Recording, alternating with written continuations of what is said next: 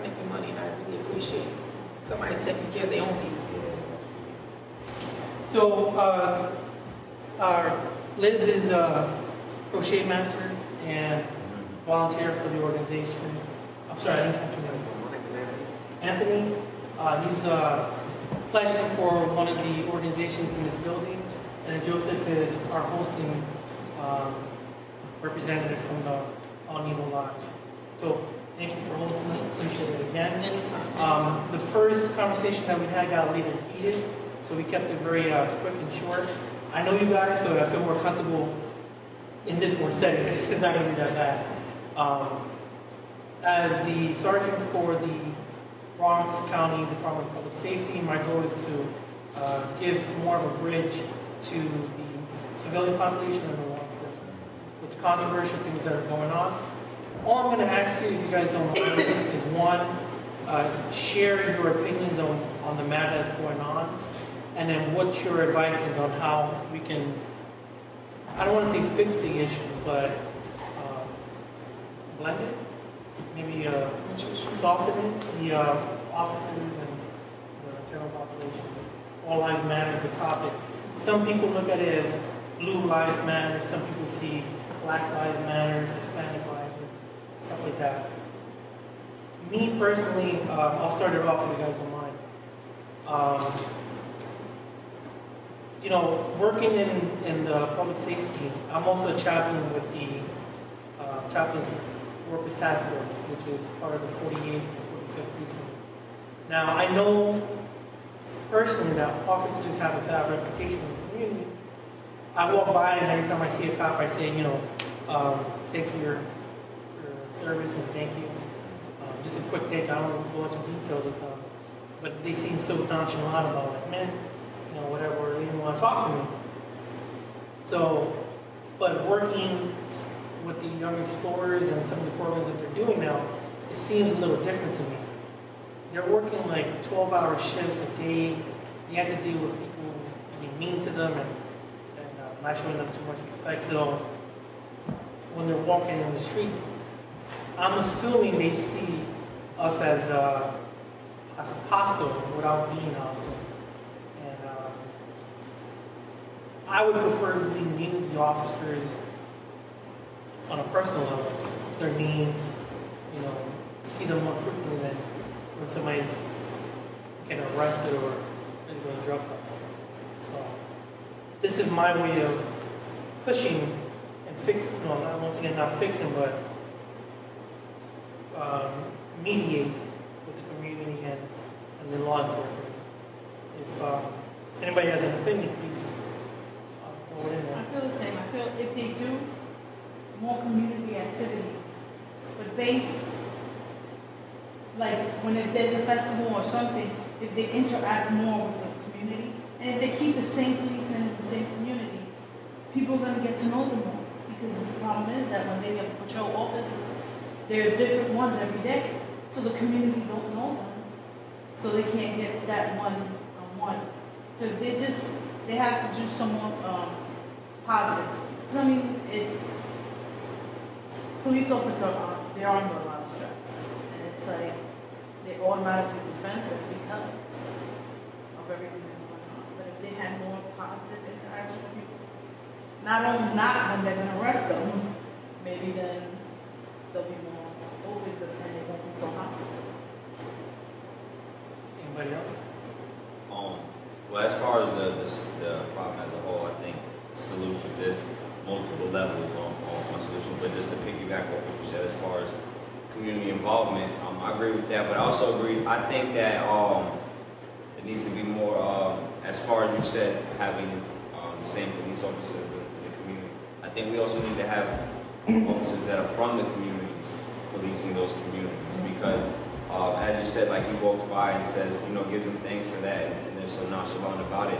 I think if you have people from the communities, they have interaction with those people outside of work. You know, there's more social responsibility. You're less likely to be aggressive or rude to somebody that you're going to have to deal with on a daily basis. You're going to see people that your neighbors and whatnot. So I think that's one solution as far as having people from those communities policing the neighborhoods from where they belong. I think they're going to also have more attachment to their community.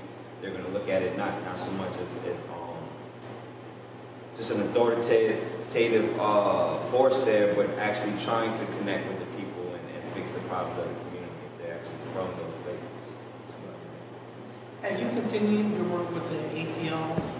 Yeah, I've done stuff with them more so just on knowing your rights aspect, getting people to know their rights, to know when because I mean the officers are there to uphold the law, not to be the law, and a lot of times they get that confused. A lot of times officers are not even aware of what they can and can't do, and people aren't aware, so they don't know when their rights are being violated. So I think if we educate people more on that, that'll kind of alleviate some of the issues.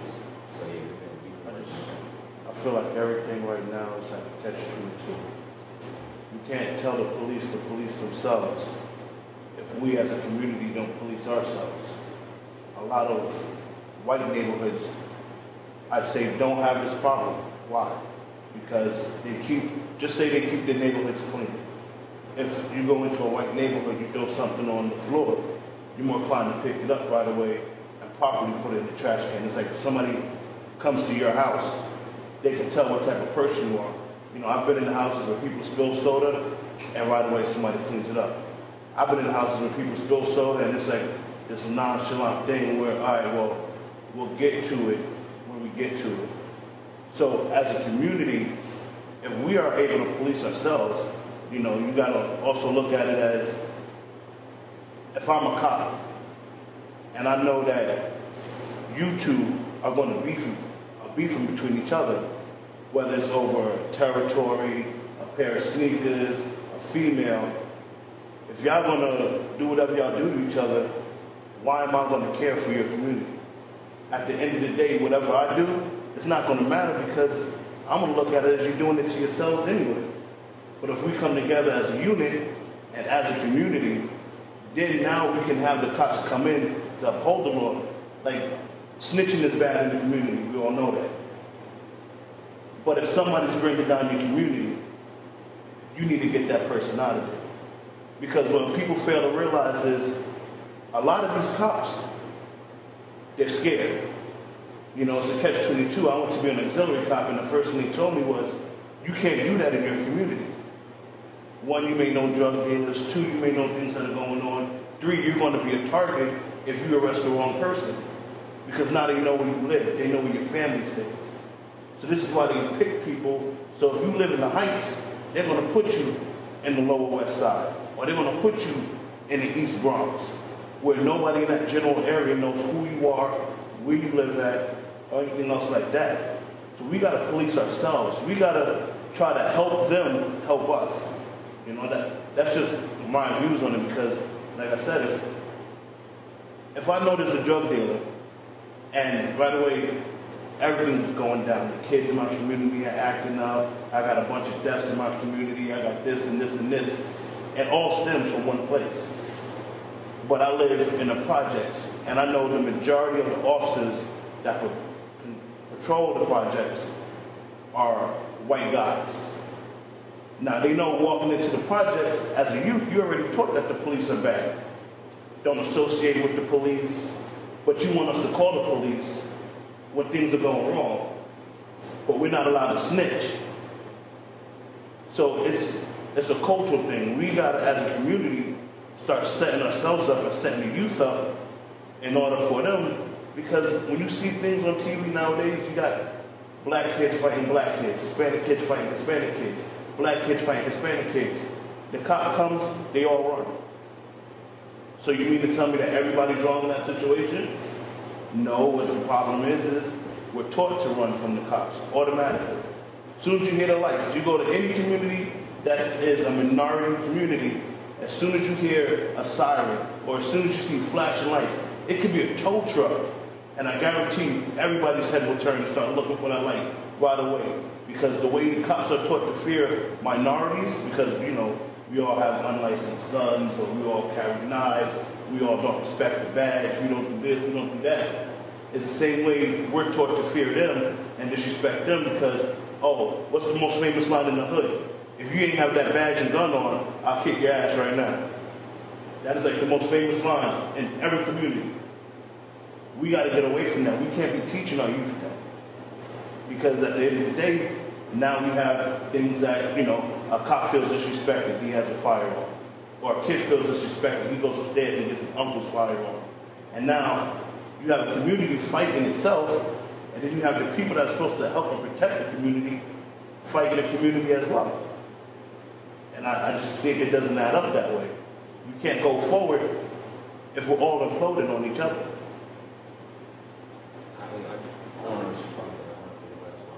I hear you on that, but as far as us policing ourselves, I think the police need to first serve as an example of that. Because you talk about we got bad people, we should tell them, but police don't do that. They got the blue wall of silence. Exactly. They got corrupt officers, you know, doing all this stuff, and they don't speak up against that. And y'all the ones meant to uphold the law. So y'all don't even do that amongst yourselves, and you're trying to tell the people that it's not even our job to do that. So first, I think if you the police officer, you sign up for that, you should serve as that example. I do agree with you as far as us policing our communities. We should be more active in that. As far as I believe, you know, to go to the extent of having our own separate, basically whatever you want to call it, but armed individuals that legally have weapons, able to patrol their communities alongside with the police. One, to keep their community safe, and also to keep the police in check. Because I think that either that or there has to be a whole restructuring of the police force in general. Because one, you talk about there needs to be a third party sort of review board for the police. Because whenever there's any complaints, you got the police review exactly.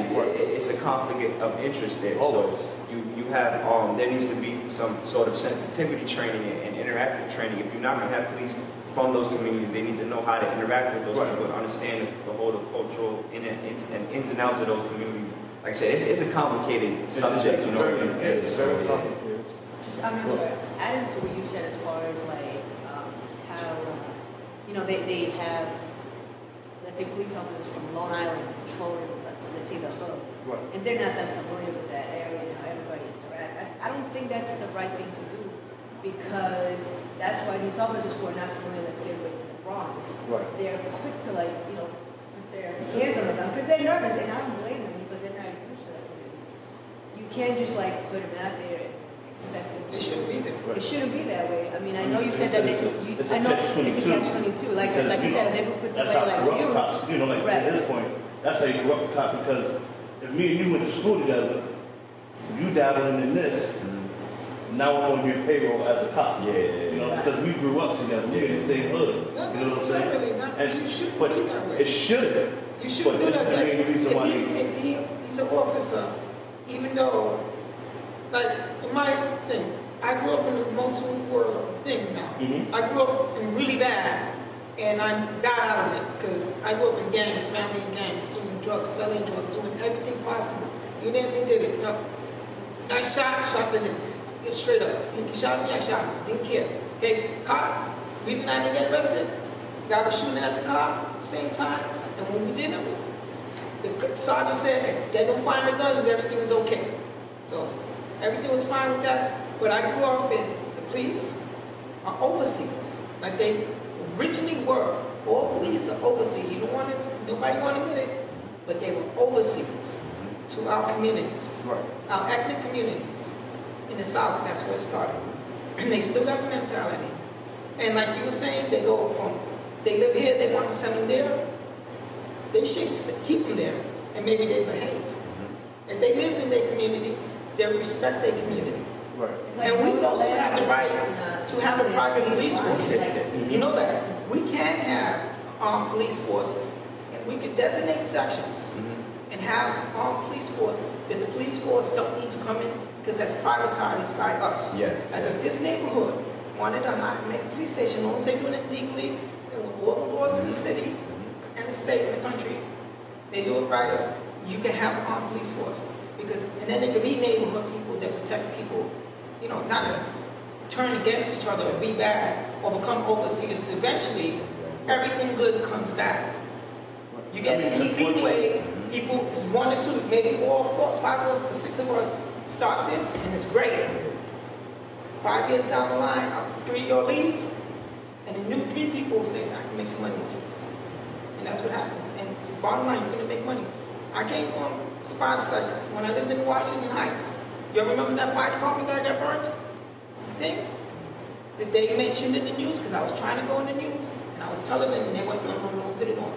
That fire department guy went to that guy's house, stole $100,000, put in his jacket, and the guy came with the drug dealer I know, went up to him to the police station, fire station, said, yo, I want my money back, and the white guy laughed at him. He laughed at him. So, call the police. That's the only thing you can do to somebody. Turn them. They're doing something. So, he got 90% of his body burned. But when the police news crew came, said, oh, those people are bad, they're all drug dealers. I grew up in the Heights. If you wasn't into stuff, you wasn't part of it. Okay? I am being racial. I'm Puerto Rican, I'm mixed Spanish. In Washington Heights in the 80s, we knew the black people because it was like 7 black people. The Dominican people kept to themselves to drugs. My family was more safe. I got daughters in that neighborhood right there because the drug distributor, one of my friends, protect the whole neighborhood. Didn't let no drugs go around his neighborhood because he was protecting his family and this. And the only people doing bad is the people coming in. It was funny. Get the white people and cops buying drugs off us. I had to tell the PAL sergeant up in the Heights when he was doing his coke. Because PAL, you know, your PAL groups, that's nothing but a stage, that's up the front to see what's going on in the community. Because my wife worked for them, and she got fired because she wasn't helpful. Because she didn't ran out on everybody. But PAL is to see what's going on in the community. That's what that really was made for. And I know that because she used to go, she told me, look, your boys are about to get busted because they told me. They wanted, it was a drug spot. You notice they were in bad neighborhoods. Drug spots, they have their PL things.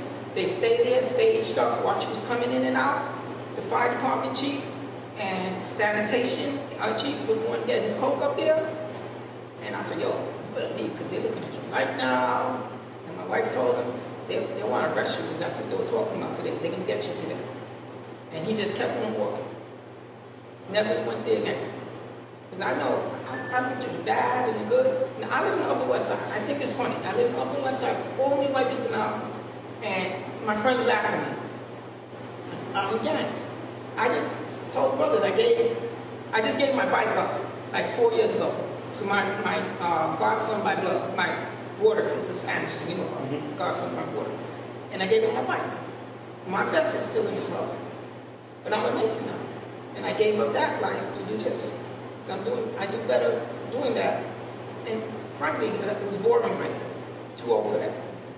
Banging is too old. You know, you get a certain age, you got to stop. Everything got to stop and go move on. If you stay in here, you're down. Anytime you stay in one position, another 5 years, you got to do something else. That's why I love my mission. You're like that 10% that actually sees it and analyzes it. And gets away from it. You got to analyze things. But nowadays, it's like we are caught in our own kind of social jungle, like our own little social jail. Like, why would I want to get up and get a job when my mom got this apartment for $250 a month and welfare is giving me food, welfare is giving me money? Why do I want to get up and go work? Why do I want to look at it like you, Dad? You know what I'm saying? Yeah, you left. But why would I want to look like you coming home tired, worrying about if my lights and everything going to get cut off? Like, that's the social like jail that a lot of us are in, you know, and I'm blessed to have a job where I travel to different states. The media does that. The media does that. It does. Yo, look at these guys' shoes. These guys' shoes. I go to Payless and get shoes because I got to take care of my kids. But a young man ain't going to see that. They're going to see my friends got real nice shoes. I got to do that. And you can't. It's no more supermarket jobs no more. Exactly. It's no more these jobs. Everything's gone. Like when I was a kid, I could have worked in a supermarket. Right now, the kids, teenagers now, can't work in the supermarkets because they got, well, the immigrants doing that, so they got to do drugs. You cannot even make the money. Either that or the culture has shown them that you don't have to hustle. The music. You don't have to do nothing. When I was growing up, anybody can walk into a grocery store and pack bags and make a little side change. I know, me too. Anybody could, you know, help deliver groceries and stuff like that. Now, socially, it's like, why do that? You know, why am I going to work when I can live for free? Let everybody else do that. And that's what it is. It's like, yeah, I want the new Jordans, Well, really, what does Jordans do? You know what I'm saying? Like, my biggest gripe, say with Jordan, and this is personal, but if you know you got people out there killing each other for your shoes, why are you still mass produce the shoes? It's money. You know what I'm saying? Like, think about it. If I'm in a black community, and I'm living in a black community, and I have all this money, I'm not helping the black community, but I'm destroying it more. Because I know people want my product. Now, say if I lower my product to like something affordable, like in Payless, I'm still going to profit. Look at Shaq. It's the same shoe. You know what I'm saying? It's the same shoe. Shaq profits. His is in Kmart. His is in Walmart. I think Allen Iverson did the same thing. Yeah, a lot of people are doing it. And then all Chinese people making it one day, making exactly. it the next day. And all it is a tag. It's us as an adults, because the first thing as us growing up in youth, we sit there and we have kids, and the first thing we normally say is, I'm not going to treat my kid like my parents treated me. You know, we felt embarrassed when we had to go to Cowdoors to buy a pair of jeans. Because we didn't have, you know, Alexander's, you know, it wasn't Old Navy. It wasn't, you know, and personally, I went into the Lost and Found in high school. My mom didn't have money. I had Payless shoes, but I went to the Lost and Found, you know, somebody claimed their Nikes. That was my Nikes. Went home, got some disinfectant spray, you know, sprayed them joints up. Better than you, I could have climbed. I climbed up a pole one day. Oh, I got a little scratch like this. Is that how you do that? That's how you got it. You know, like one of the funniest real life things that I've ever had happen was me and my best friend were walking. And that's back when Bear was all out and big, the big bubble coat. Yeah. The dudes jumped us, took his coat. 5 minutes later, came back, threw it at him and said, "This ain't a Bear coat. This is gonna take long." Back out. So now you don't beat us, you robbed us, and then you give it back because it's not name brand. There you go. You know what I'm saying? But that's the way society has massaged everybody's mind. And It's now, advertisement and media did that to you. yeah, and that's what it is. Nobody wants to live above that influence. You know what I'm saying? I was taught by, you know, I didn't have a father growing up, so I had a bunch of multiple men, and thank God that they were all positive men in my life. And then I joined a military cadet program, you know, organization, and they showed me that, yo, we make clothes. Clothes don't make you who you are. You know what I'm saying? You can put on the uniform any day. You can have a good cop in the same uniform as you have a bad cop. You can have a good soldier in the same uniform as you have a bad soldier. You can have a good person in the same clothes as a bad person. Somebody can wear an Armani suit and do wonders for a community, and somebody can wear the same Armani suit and take from the community, and the community won't even realize it. So it's a matter of us being adults and teaching our youth how to live above a certain mindset that they're already programmed into. Like, there's a reason why our parents were the way they were. I mean, granted, some of us, we did get in enough trouble, we did get locked up, but there was a reason for it. You know, they say it takes a village to raise a child, and it's true. I'm only 36 years old, but I remember if you did some crazy crap in the street, you got yelled at by your neighbor. Yelled at? That's what you got? I got my ass, I lived on the fifth floor. I got my ass kicked on every floor. I was in a stolen car when I was 9 years old, me and my boy Paul. My father crosses the street. Well, I got the steering wheel, my boy's right next to him. His father crosses the street, and we like this going low. And I'm a little guy, so I'm going even lower. And he's saying, "Joe, Joe, Joe." And they pull us up, they put my ass in the corner. The guy came out the pool ball, beat my ass. I went to the first floor, the guy's like, everybody was beating our ass, the whole neighborhood. Beating our ass. But see, it was different, I guess, back in I live in Belmont, I treat them up. Because nowadays, like, even parents that say, Can't if even if they want to, like, get their kids to teach them a lesson, My you daughter have to be like, My daughter told me The teachers in school telling them, your parents hit you, this is the number to call. Right. My daughter came home and was like, "Dad, you can't hit me." I looked at her and said, "I'm going to hit you. You act up, I'm going to hit you." She goes, "I'm going to call this number." I said, "The only thing they're going to do is take you from the house. That's it. They're going to look at me, they're going to question me, but you're going to be gone. You're going to have some new parents that may do even worse than you, like your friends. Remember, you got all your friends that don't live at home with mom and dad. And so you got to look at it that way. But that's the way society has positioned everybody's mind. My daughter told me that, same thing. My daughter told me that, "You hit me, I'm calling the cops." I said, "I was going to tell them I'm going to kill your ass." Because, that's why my youngest daughter, I told her, I'm an alpha and an omega. I kill your ass, it doesn't make a difference, I created your ass. Because I grew up in the straight up, everybody knows, don't stop me up. I want to tell you what they say, because it starts with an M and start the little one up. Because I got issues, and I got issues with everything, and I still got issues. In the training, I got issues, and I think, you know, like right now, you got your legs big, right? I don't like your mama. She ain't that. I'm saying that. I'm straight up. I don't care. I got issue. I used to like just having fights in the street for no reason. That's how I grew up, because I used to think. High school, I used to drink and have my gun in my car. Social studies book. I had my gun in my car. I had my gun. I didn't care, because that's the way we grew up. And then all of a sudden, my mind clicked. I don't want to do that no more. I was the worst student in the world up until 10th grade. And then I became, because I was always the smartest kid. I analyzed the whole book, and it's downhill. It stays there. So in high school, rest of the year, when I decided, 10th grade, because the football coach said, yo, your grades getting bad, you're not coming back, you're not going to be in the team. I said, yo, it stopped. And I got good grades ever since. And my daughters, like you said, you don't want your kids to do this. I gave my daughters everything. My father used to steal from me. Any money I got, my father stole. So all my daughters have everything. We have everything, right? You know, they have everything. My grandson. And that's the thing, like, you know, I teach my daughters, you gotta earn. Like, my daughters do little things now. They'll dirty a dish just to clean it and say, well, we earned the fact that you're gonna give us some money, Dad. Like, my daughters didn't get that far. But it was different. It was different for the generations, because even my generation, I was raised, I had chores to do. I had things to do in the house. Even if I couldn't go outside at a certain time, and if I did go outside, I knew once that light went down, I went upstairs. It was just different that everybody looked out for everybody. In my building, I knew everybody on every floor. But nowadays, you can live in a building and you don't know anybody on your floor. Everybody minds their business, and everybody's like, something happens to you in the hallway. Everybody, instead of opening the door to look, nope, they locked the door. Nah, we didn't hear that. Or the room. Yeah. What do you got to say? He didn't say that. And that's the basis of this whole conversation, is that, you know, you lack social decency towards one another. You walk out your door, my neighbors might not even speak to you at all. So how am I have empathy or compassion for this individual if something did happen to them? Because we already got that block. The same thing with people coming into the community, the police. We don't speak to them, they don't speak to us. I don't know you, you don't know me. You're here for a job, you want to do your job, and that's it. It's a numbers thing, it's a financial obligation.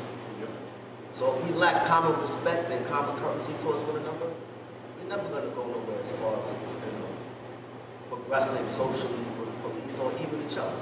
Exactly. You know, I walk out my door so many times and it's like my neighbor's a stranger. Well, and he lives right next door, and I try to have a conversation. It's like I'm talking to a wall because something may be in his head where he doesn't want to speak to me. He doesn't want to get that. And added to what you're saying, and to what you said earlier, I think it just goes back to basics. You know, like how you doing? Well, you know, how you doing? You know, thank you and all that stuff. Like you said, like you sometimes you get out in the streets and you say hello to the cops or whatever, and then they just ignore you for whatever reason. It's like that's you. You're an adult. So obviously, like the cops are not going to take the time to go in a community, look at a kid and say, "Hey, how you doing today? You know, is everything all right? You know, how's school?" Those are the simple things that I think matter, because kids should not, like you were saying, should not hear sirens and look at a cop and think, "Oh shit, like I got to run. It's a struggle." They shouldn't fear the cop. It should be more like, okay, if I see a cop, I feel, you know, safe. I feel safe. You should feel that's what safe. they're projecting to us. Right. Because that's the way, like you were saying, they're moving them from where they should be to if they were there and they were in their community, or at least have be in one spot. And those are one of the biggest problems I noticed. Okay, then you're gonna think it's funny. The goddamn air-conditioned police cars. If they walk in the beat, they got the radio, the windows closed, and the air conditioning. You maybe have a conversation loud, and they turn around. Oh, they look like they fighting. No sir. Two white guys is holding their gun, and we like, what's your problem? Now I'm upset because you got your gun on me. Because you know, pretty much like you pull out a gun on me. Like I used to do victim services, victim safety, change locks all over the city. I mean, the baddest neighborhoods, the worst neighborhoods for me, walking inside, was the Jewish and the white neighborhoods. I couldn't stand going there. I could go to any spot in Brooklyn. Everybody's terrified of the house. Oh, it's dead, dangerous. I'm not going there. I go. Everybody's cool, right? Because that's, I would say, my type of people. Because that's the people I grew up with. But cops, they don't feel that way when they come in. They feel they're scared. They're scared because they fret. They don't know. When you don't know something, you're scared. And instead of keeping them in that neighborhood, so they can learn these people. Because all drug dealers are not bad. Even all thieves are not bad. All crackheads, they got some few people that's real vicious. I know crackheads, even those big super drug dealers, they did great for their community. They made their own hospital. They did that. They did for their community what the government wasn't doing for them. But Okay? you'll notice And my neighborhood, that neighborhood was clean. Kids were going to school. Every day is safe, knowing there was nobody bothering them. Because if you messed up on this side, you was dead. If you messed up on that side, this is the section his family is in, you said that section thing. We knew the people. Right. It was bad. People were coming to do something. I knew, like I would tell you, stand in the corner and say, okay, this guy's mine. He's mine because he just don't belong here. Because we knew everybody. And, that is community policing. Even though it's coming from a drug distributor or drug dealer, that's community policing that his neighborhood is protected. Okay? And if you was back in the 80s and you remember all those riots in Washington Heights, the police just started watching. Because I was a super in the building and it was a van with all the cameras before the fights, before all those riots. It was all those cameras. And they was inciting all those riots. They was the ones starting all these things. So when all that big stuff happened, to supposedly make that police stop crime, remember how this Washington Heights Shrine got cut in half? It's because they made another police station. A couple of blocks down the court, it's cut in half. Police station here, police station now, 34 got half the crime. Yeah. I mean, they did the That's same your thing. big mayor. They did the same thing out in Philadelphia. And my brother-in-law has it on film.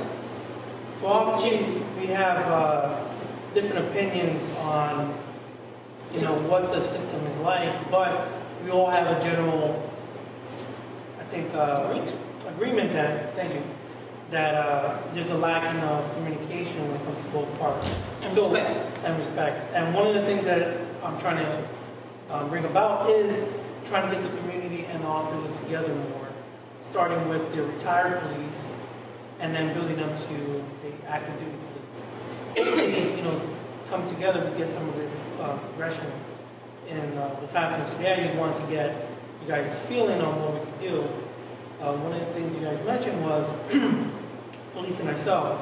So what the Bronx County Department of Public Safety is able to do, based off the state, is to do that requirement.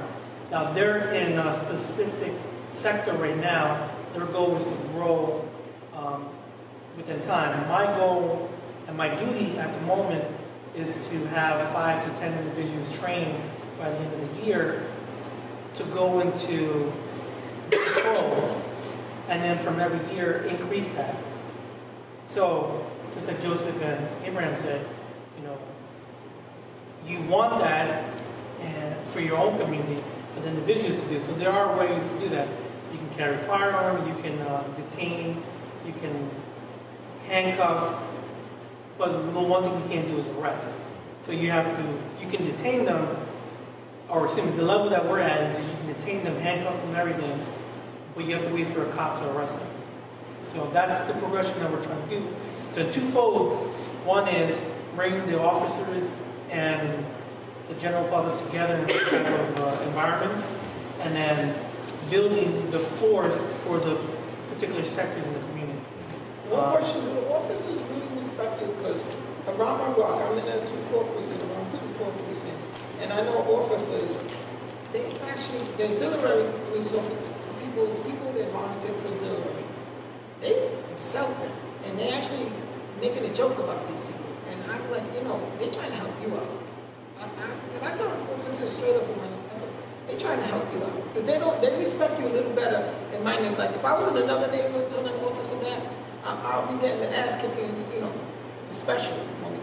But since I'm in a white neighborhood, a real white liberal neighborhood with Jews, you can tell them things, and the Jewish people can tell them things, and you can tell them things because that's, you know, because they be insulting this guy. This guy is real happy he has on, and he said, oh, there's the sheriff. Look at the badge he has. He got the, you know, the point to start. They made a joke about him. Oh, he can never become. He's never going to become a cop. He's a sheriff. They don't want him like that. And I was like, you know, my man he loved to be one of you, and you know, you disrespected him. He's a man. That's a man. Because bottom line, that's still a man. Or every man is a man. Doesn't matter what thing they sexual preference or thing. Because I told my friend years ago, don't mess with that guy. He's still a man. A couple of months later, that guy bust his ass. See, now you got your ass kicked by him. Because you started with him. But he's a man, and I told that officer, because you know, like that, you can't do it. Because I actually know that officer from when I used to do victim search. I used to get the police escorts. I used to do all these, you know, to change locks. Because I did a lot of them high-profile ones. That the one in the Lower East Side, the lady that got stabbed in the garage. Remember that one? I changed the lock a week before. I changed the lock, so I knew it when it got killed. I knew a lot of these people got killed when I was doing that. You know, after a point, my gang mentality just came back, that I really didn't care for anybody. I just did the lock and left. I didn't want to hear the story. I didn't want to hear nothing. I didn't believe half of the people. I just like burned out of it because I just like, it was half of the people for Section 8, the other half of the thing. But that's how people are. But the cops, bottom line, they don't respect people, and they show them not to respect them. And if they don't live in the community, they're never going to respect anybody in the community, because the bottom line is, once they punch out, they get the hell out, so they can beat your ass, tell you what you want to tell me, but they know they ain't going to have no repercussions, because you jump in the car, go home, and if you stop with them, they still got their gun, and they still got their buddies to protect them.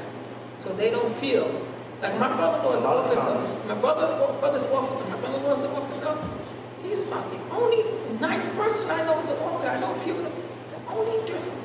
He wants to get by the day without getting himself hurt. He wants to get by.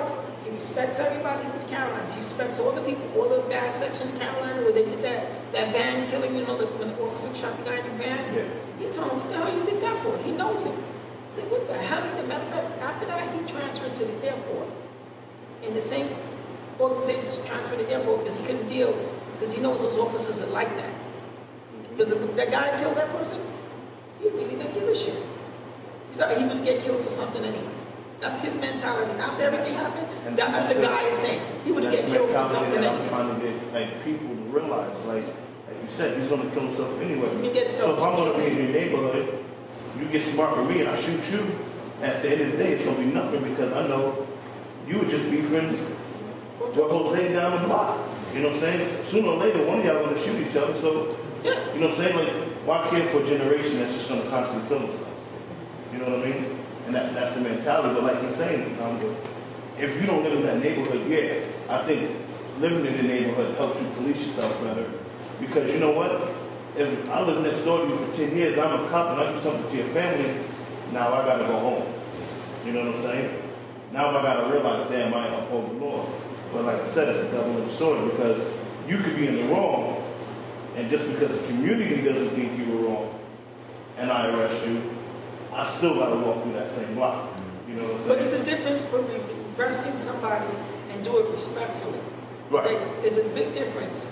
If you arrest me, if I know it's part of my, I know a lot of criminals, and they know they doing wrong. Right.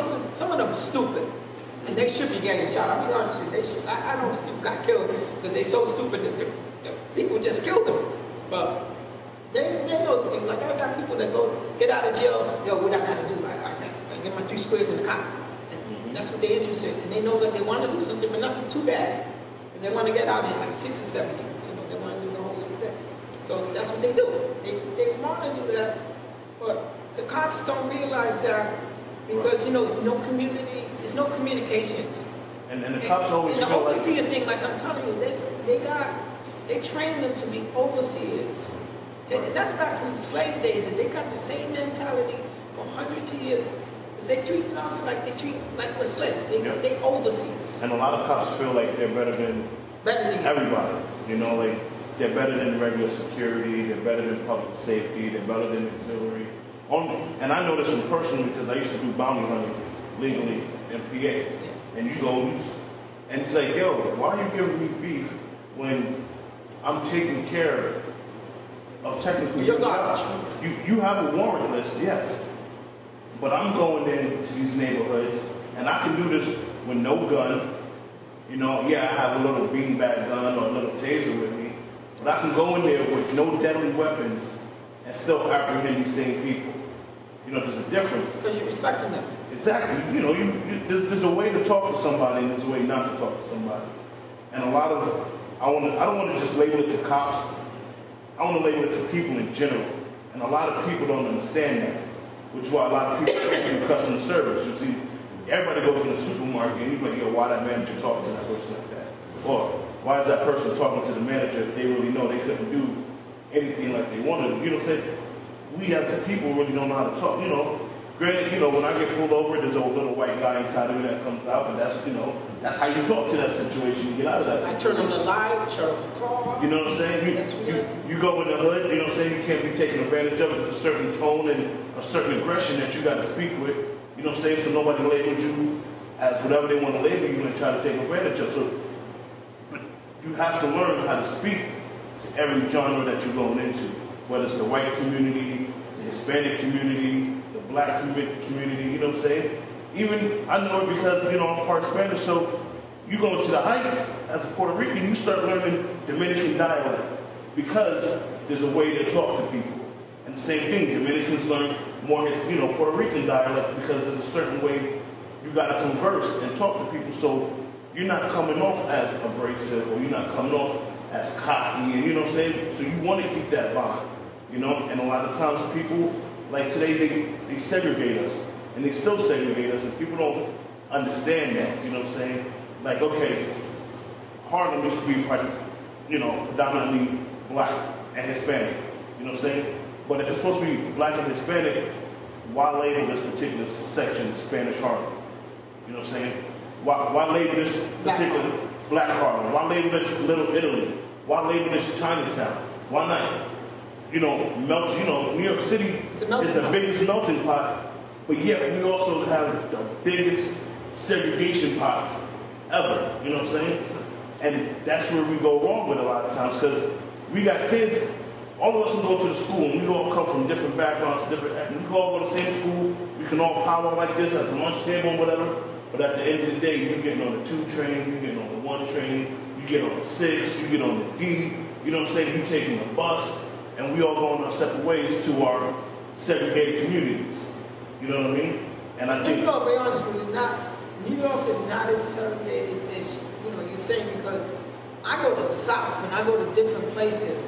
And well, I mean, yeah, South is a lot worse. That is not. That's why I be looking up because it's not. Right. They have an Irish section. They have this. I go to Boston. It's the Irish section.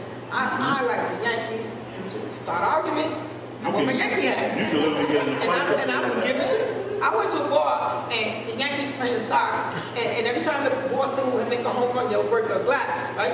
Fair bar. So Yankees came back, hit a home run. I got the bill. The big ass cop told me, I don't got your back. You got your back. I don't got your back. I know what you. You getting out of here, you by yourself. But the same thing in Philadelphia. You know, you got the worst team in the world, but they die most. But it's the same thing, you know. Yeah, a lot of the world is more segregated, especially down south, and I've seen it personally. You know, where like this part's the gang relations are so bad, like Washington, where there's parts of stores where say you're out to a Crips and Bloods, you can't go to that store.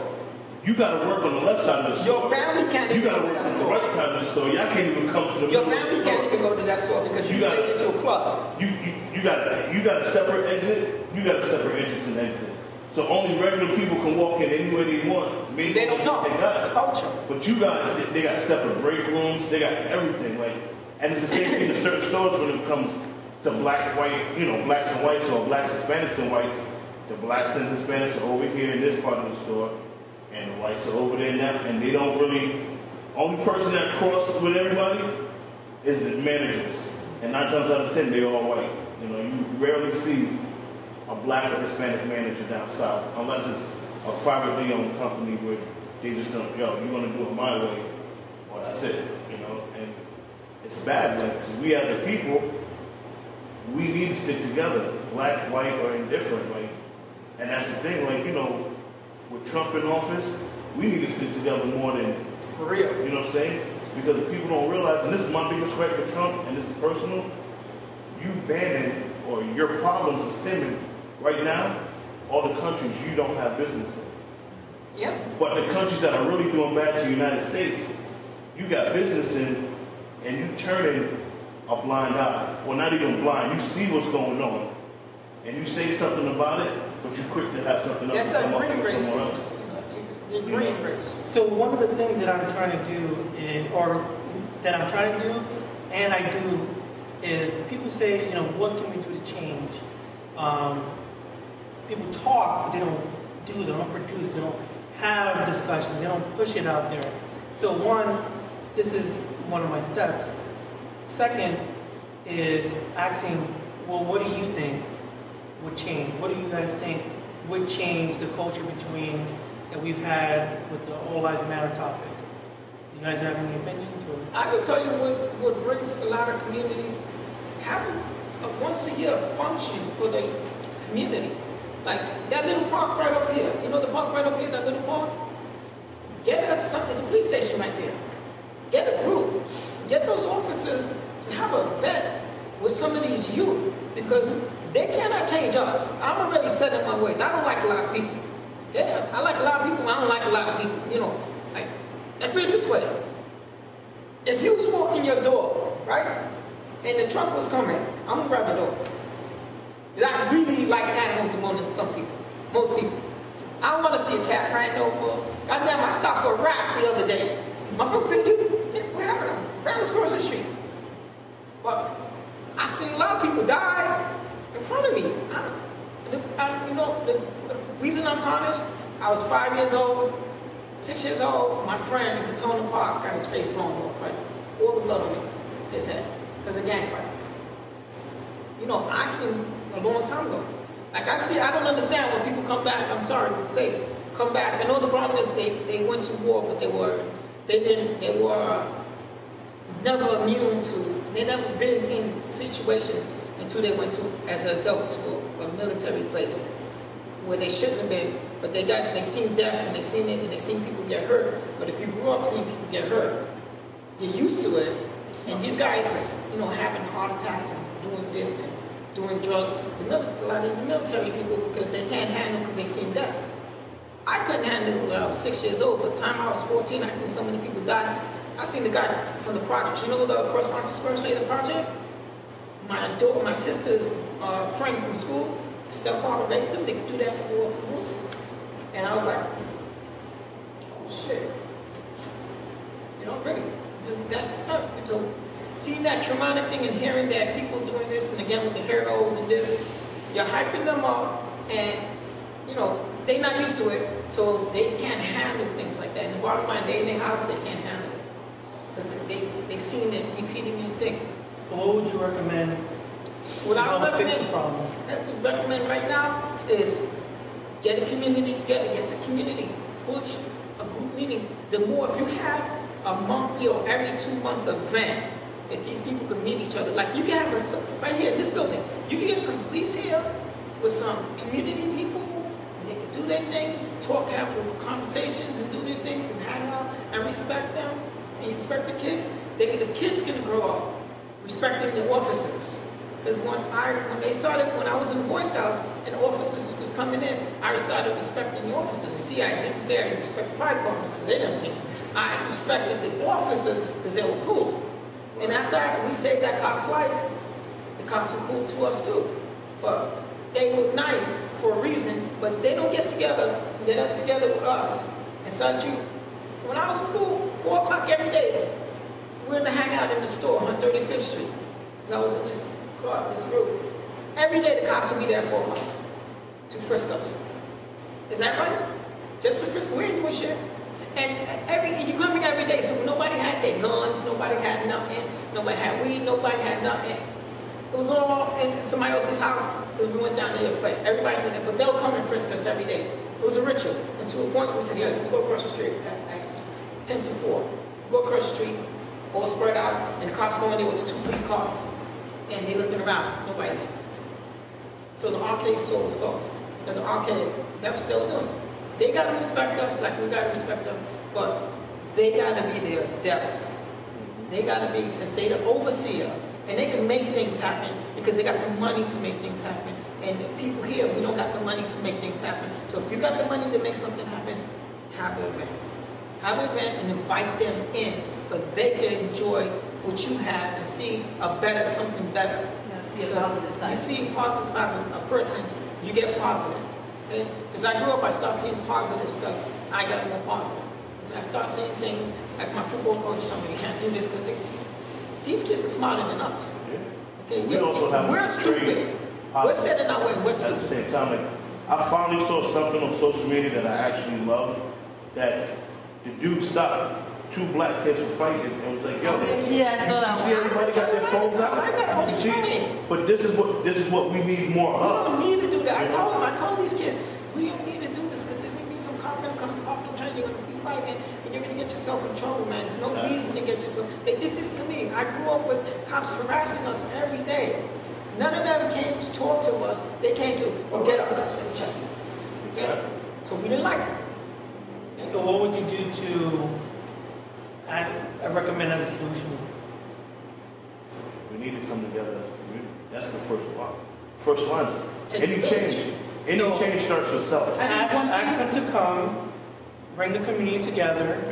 I think a smart thing would be to have the police go into high schools or elementary schools and portray themselves in a positive way. Have them do events with kids so that kids can see, yeah, we're here as authority, but we're doing something positive too. And we're here for you. And you have to start with the kids because adults are adults, they're already set in the way. But if you start with having them go in to the school, do things that we used to do back in the days, do career day. That you take and you send a police officer in as maybe a sergeant, and he can show how he ran and he made his way up. They do that in my neighborhood. But if they see, because if the kids see them as positive, they're going to change. They do that. Cops come in, they do their event. They're not doing it here. What we need it is here and for the youth of here. Like somebody that's 21, 25 is done. Okay, he's set in his ways. He's going to be a hoodlum. He's going to die a hoodlum. Unless he wakes up one day, you get the kids. Statistically, people join the military just to get out of the bad situation. That's what most of them do. And they didn't. A lot We of also recruit them in the band. That's exactly Because those are the most likely. They're going to be a gang member or join the military. Because you want them to pull them out. You know, what people fail to realize is, at any given time, I already see the government pulling ex-military to patrol streets. For one reason only. Military are used to running towards the bullet fire. Right now we have cops running away from bullet fire, shooting backwards. Thank you, that's what I was going to say. You know what I'm saying? They're not even standing there and trying to aim and shoot. They're just running with their guns behind them, shooting, because they want to get home. You know what I'm saying? And I respect that. As a family man, yeah, it's your life or my life at the end of the day because I need to go home to my kids. You know what I'm saying? If you don't listen to me when I tell you one time, I'm not even going to give you 2 times. I tell you to put a gun down, that's it. You're going to get in one shot. Because at the end of the day, I got to look at it as, do I want my family carrying my casket? Or is it easier for me to sit back and say, I told you to put your gun down. It's justified now. You know what I'm saying? And that's what you got to look at. If I'm a recruiter, yeah. When you recruit in gangs, you don't go to the honors class to recruit a gang member unless you need somebody to cook up some shit for you. You don't go into no chemistry honors. You go right to the special ed class. You go right to the D my class. Because you know they're already in that mentality that I don't care. My class was a gang. And that's what you got to get for. Phoenix, what about you? What do you think would help? I was just going to say, like last year I attended an event, and actually I think it was sponsored by the NYC. I was invited to, he's an artist manager, friend of me, Daniel Guzman. We invited my sister to perform and myself as well. And what they had there was basically, we all talked about, like it was a police organized event where they had like police officers talking to the community. They had performers, they had vendors, they had food and all that stuff. They actually, we found out later after they performed, they had a group of B-boys and B-girls, breakdancers, who performed on stage. And as soon as they finished their performance, they said, look, we're just like you, and by the way, we are police officers, but we are just like you. So when you look at us, dancing on the stage, you see us as part of you, but when we go to work on a daily basis, we do work as police officers, but we are people just like you. And I think that event was positive, and it had an impact on the kids that were there, because kids were able to see that. Maybe what they cops, yeah, they do. That's their 9 to 5, just like a dentist has a 9 to 5, so a teacher has a 9 to 5. But at the end of the day, when they put their uniform away, they're just like you and me. And I think events like that, where you can bring the community and the police together to kind of bond, is important. And I think that is a good thing. I mean, it's because I had things. When I was a kid, I'll be honest with you, the only ones that became police officers was the punks. Every punk I knew became a cop. We used to beat up on them on a regular. Now he's an officer. He feels tough because he got a gun. So there comes you coming out and say, your brother come out and say, yo, put down your gun, I'll beat your ass. Because you just a punk like you was in school. You still a punk. But you got a gun and you think you're a man because you got a gun. And that's the problem. But you got to start small steps. Everything is a big step. We just can't have a big giant event saying the police is a sponsor. You got to have our organizations sponsor them and have the officers there too with them. How often do we have block parties now? Yeah. Every we block want block parties. It was summertime with block parties everywhere. We're trying to get a block party here. Community boards normally have a national day out for officers. So what I would try to tell you guys is we'll push for that in the upcoming months. Abraham, do you have? I mean, you're a doer. You're a guy that gets things done. You push it out. Do you have maybe something that you've been holding back, or that you are doing that you say this could help? I mean, like I said, it's different, all different areas for us to attack it. I agree with what everyone said as far as the event to kind of bridge the gap between the community. I think it needs to also be combined with sort of something like this, where an open discussion between the cops and the people, where they can voice their concerns and kind of get everything out in the open and kind of try to understand each other's situation. Another thing, people learning their rights and understanding, all right, what can the police officers do, what can they do, understand when they are just doing their job and when they're stepping over the line. If you know your rights, you understand, all right, he's doing this, he has the right to do this right now, or look, all right, this is wrong, you're not allowed to do this, you're stepping over the line. Like, I don't know, it's such a wide topic, but I think it's just a combination of all those things working together And you're going to train the cops too, because they need you cannot hurt. You can't train. Your guys, the cops, to be honest with the police, they hurting our youth, because if I'm playing a video game or doing something and they give them a ticket and they start them off from the line of having a criminal offense. Some kids are 16 years old and they got, I don't want to show off the video game or wanting to, and they got a felony. So guess what? They can never become a cop. Okay? Because I played the video game too loud or did something too loud. Now I can't become an officer because back when I was 16 and 17, I was playing my thing and it disturbed somebody that when he lowered his window to order something, it was making noise. Okay? But they got to think like that. These kids, you got to give them every opportunity to have a future. Every opportunity. Like right now, I told you before, I could teach young men locksmithing by trade. Okay? I could give them their license. Okay? I could give them the affidavit license. And we can make money. We could do an event, make money, and pay for their license. Because it costs like $150. You can pay for, after they give them the free class, we can make money and pay each one of their affidavits to the thing. And there'll be a licensed locksmith, and they can make money themselves and start their own business. And that's giving a young man a career. Okay? Because a lot of young men, because I teach, he teaches. And if you notice by now, we have the three people. We have the guys who read, we have the guys who can do things with their hands, and the guys who look, and they can do a little of both. Okay?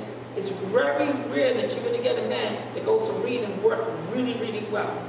Right? Because I had dyslexia, and I had to train myself to constantly read. I could start reading again. Because I had a lot of left poison. I did this. So I read all the time. So it's there. Because if I start reading video, I got to get on hook on farmers. Yeah. Anthony, do you have anything that you think that would help? You gotta help. Yeah, man, you know, people lack social responsibility. I mean, in New York City, you know, they close their door and have everything like that city. So people people don't have social skills. You know, I go to classes with adults, They don't. and I'm like, damn, it's like, you don't have any social skills whatsoever. They're on the computer. Talking to you, yeah, they on their phone. Looking at These are adults. So what do you expect kids to do? You know, kids do crimes because why? They lack a lot of opportunities to meet somebody in their world. So they do other things to become somebody. Yeah. People form their own pecking order. Wherever they at, go to prison, it's a pecking order. You live over down the block, there's a pecking order. They're going to create it no matter what, because it's human They nature. have to have that. So if you lack options, you're going to fall into that subculture. You know what I'm saying? That because that's the mainstream. So, you know, they shut down most of the trade schools. Now, I'm working in the trade school that's just for union workers. So if you're not a union worker, you can't get it. But do you know, I actually had a class here teaching people, and I was supposed to teach a class, but then they wanted me to go to Brooklyn, and I'm going to Brooklyn. I want to do it here. I don't mind teaching for free, and I'm bringing my stuff, my tools and everything, and give them a license, the same class, the same syllabus we're doing there. Before I worked for 32J, I used to work for Brooklyn Tech, doing the same thing. I've been a instructor for over 20 years, 21 years. Been in that union 31 years.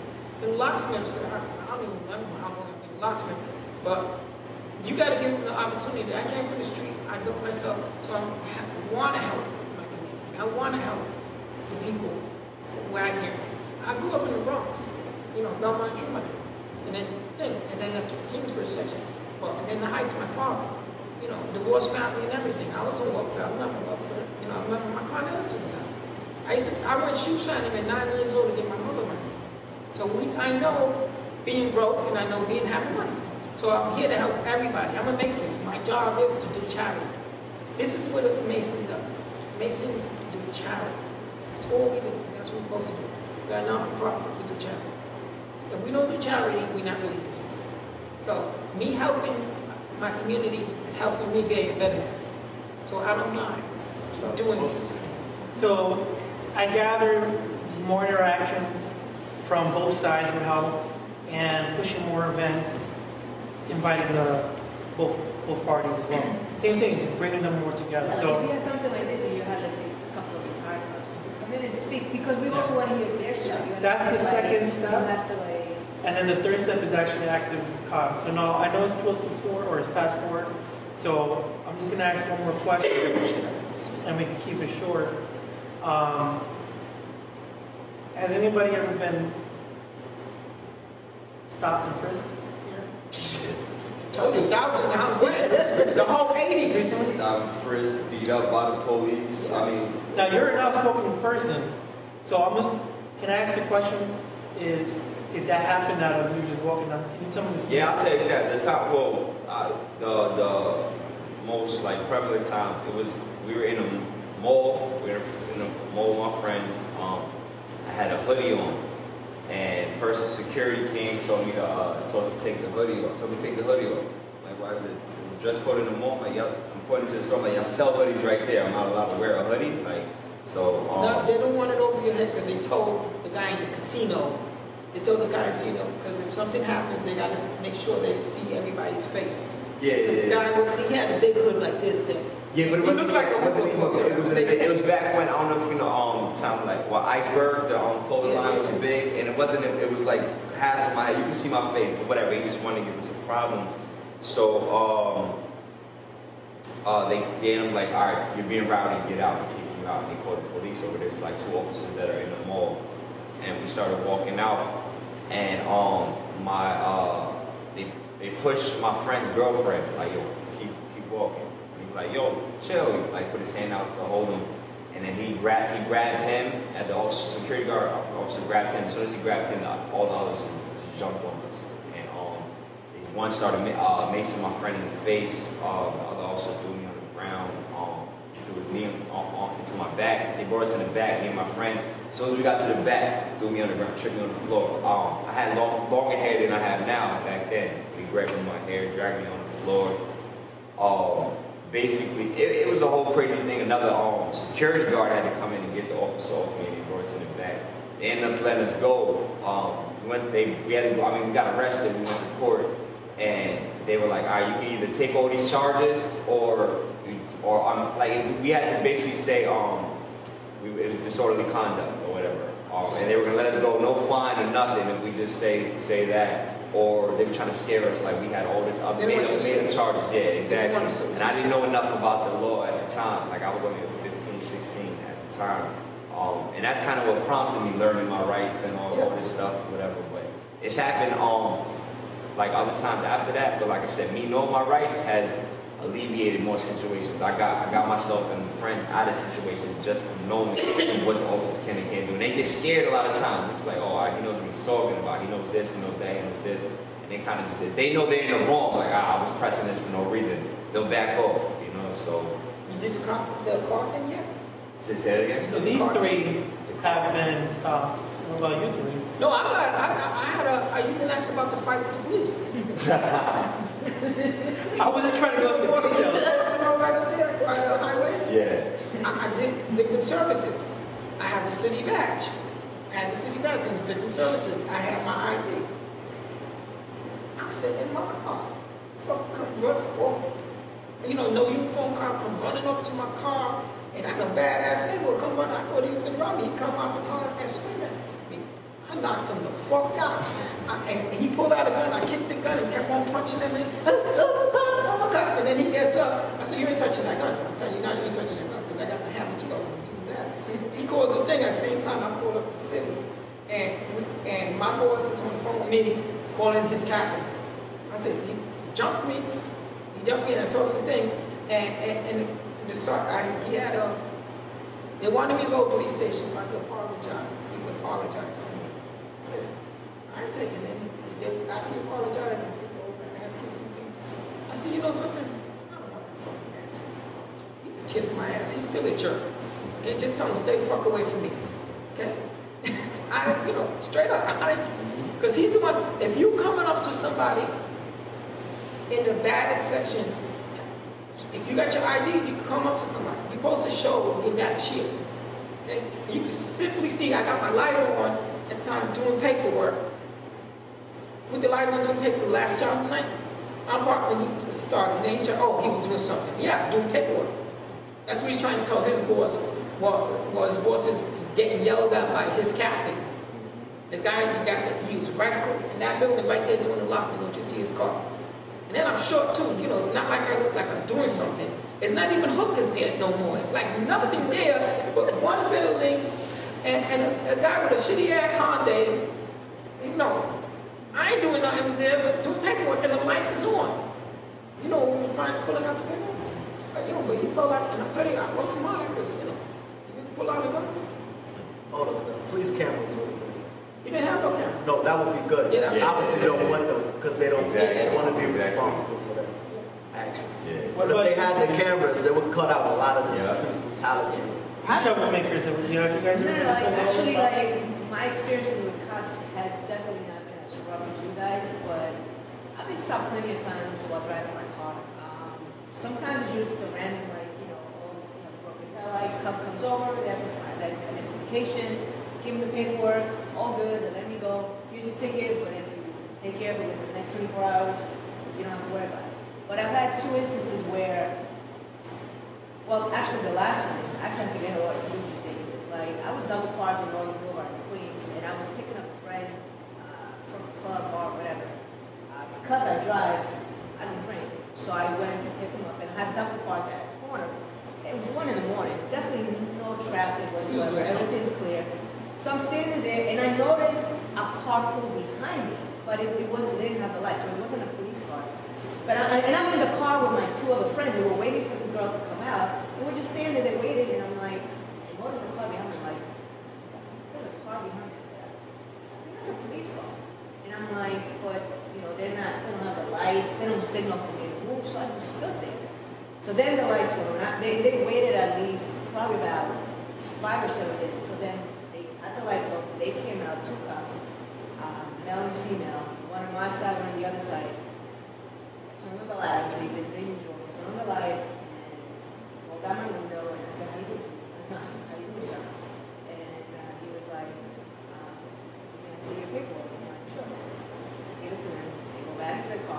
They stood there for literally like 10 minutes. They must have been running that information, trying to figure something out, trying to dig something out. It's just Information the first Right. 7 minutes. So that's why I'm like, I'm sitting with my friends and I'm like, what's taking them so long? And at that point, my other friend Vanessa had already come out of the bar and she's like, what's going on? I'm like, I'll just see it, double park waiting for you.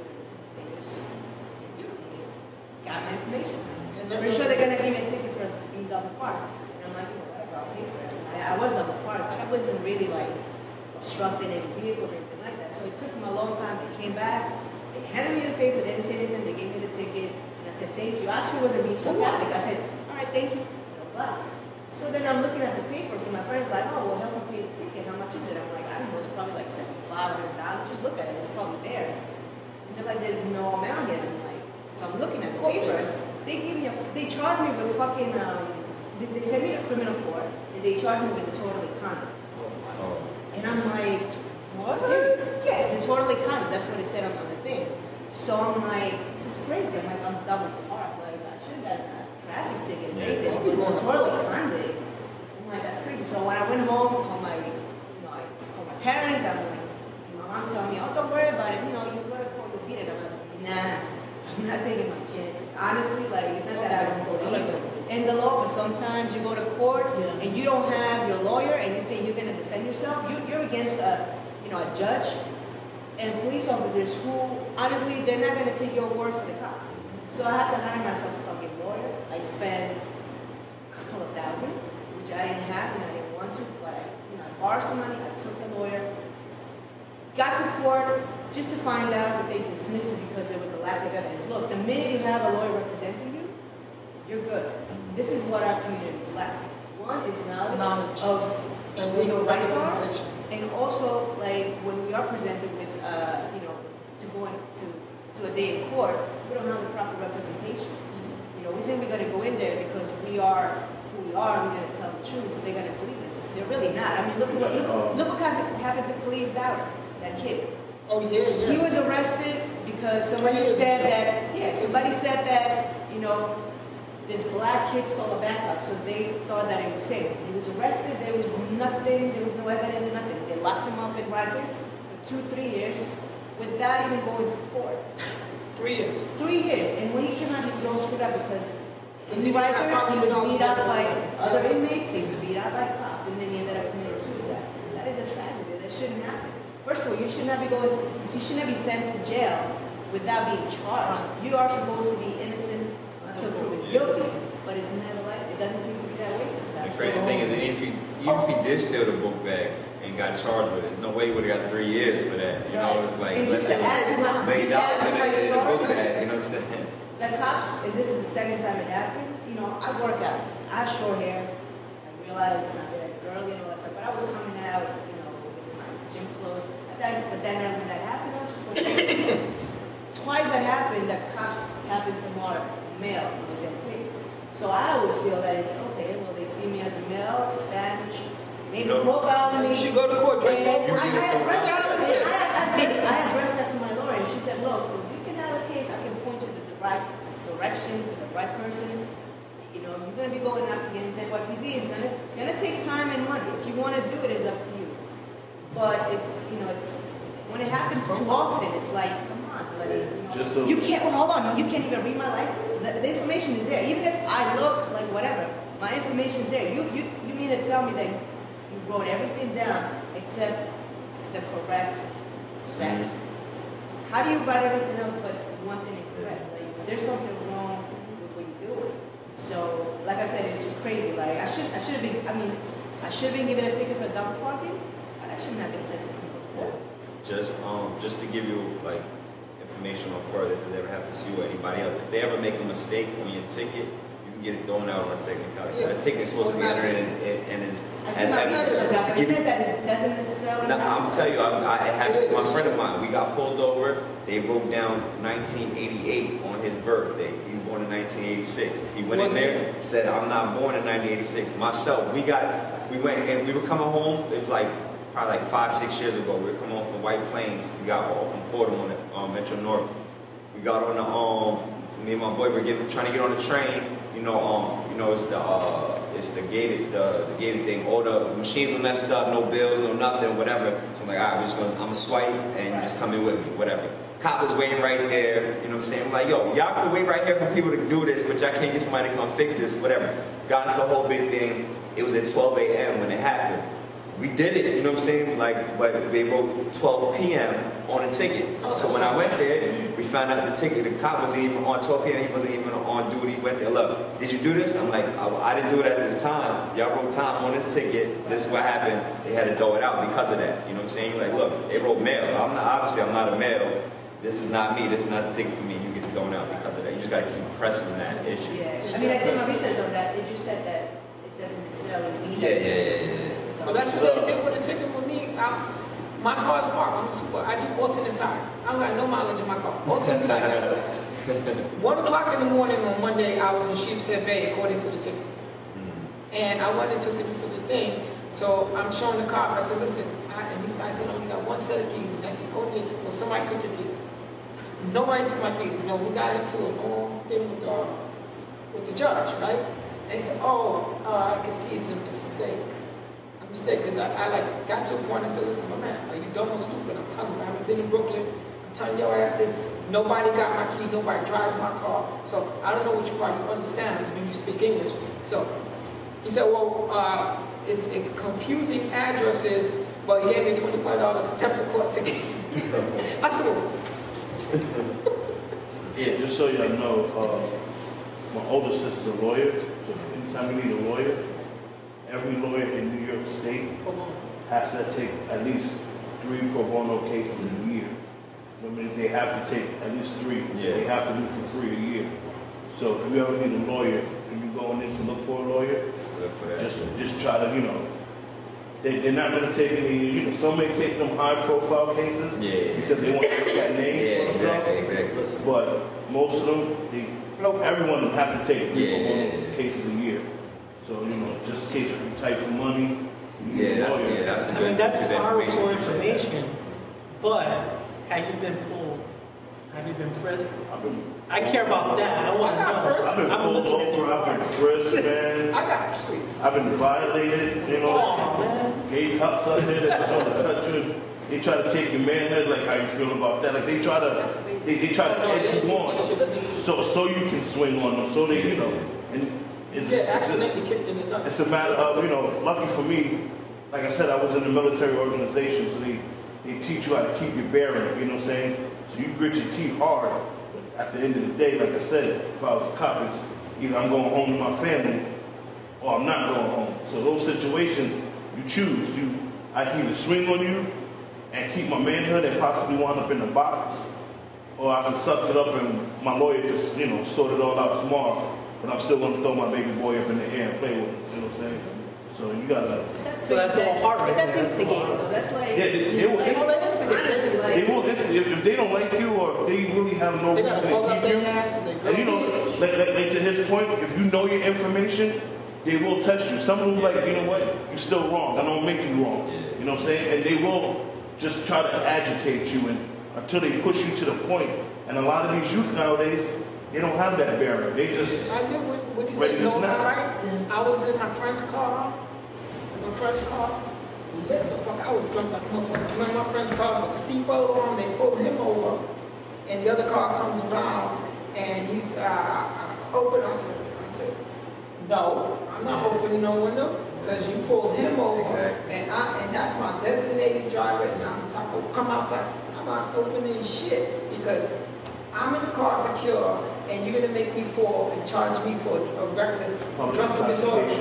And I'm in the car saying, if you want to hurt me and injure me, have my rights taken, injure me, because I'm gonna sue you straight up. You're gonna get sued. Once I get hurt and fall out, because I'm secure and that's my designated driver, you pull him over and deal with him. You don't need to see my license. You don't need to see nothing. I'm the drunk nigga sitting down. And the other cop said.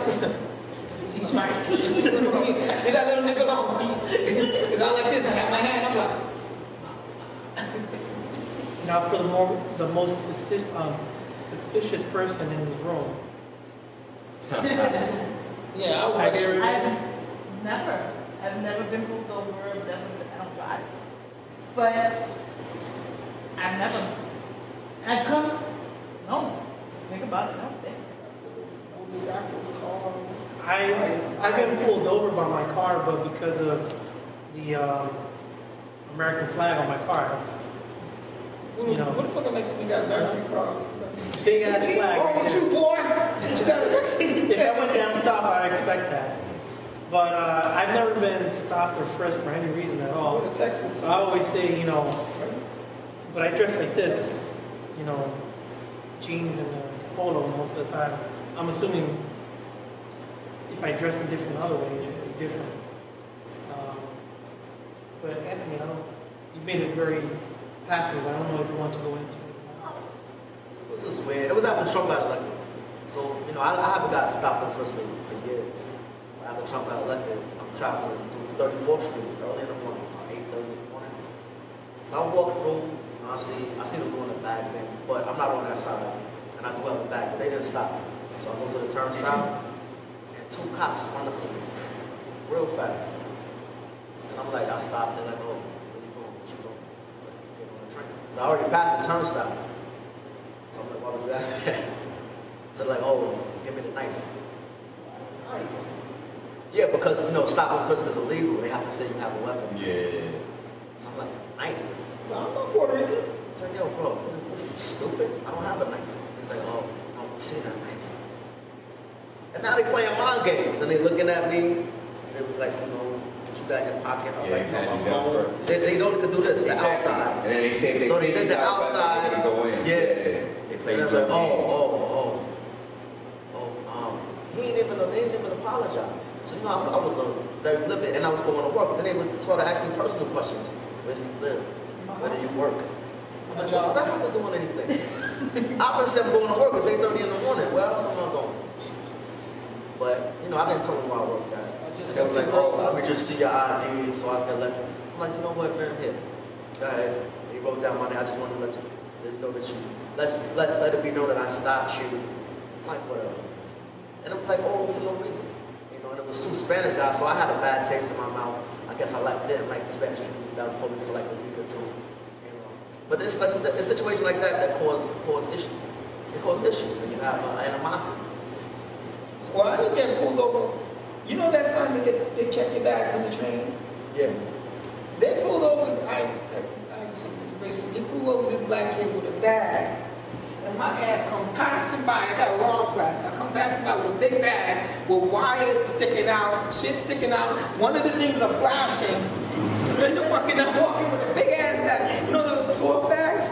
Like this on the train. I'm like, this shit is heavy, so I'm like pushing it over the turnstile. And they're looking at me. They pull over the black kid. And I'm like, I would definitely pull over that little motherfucker.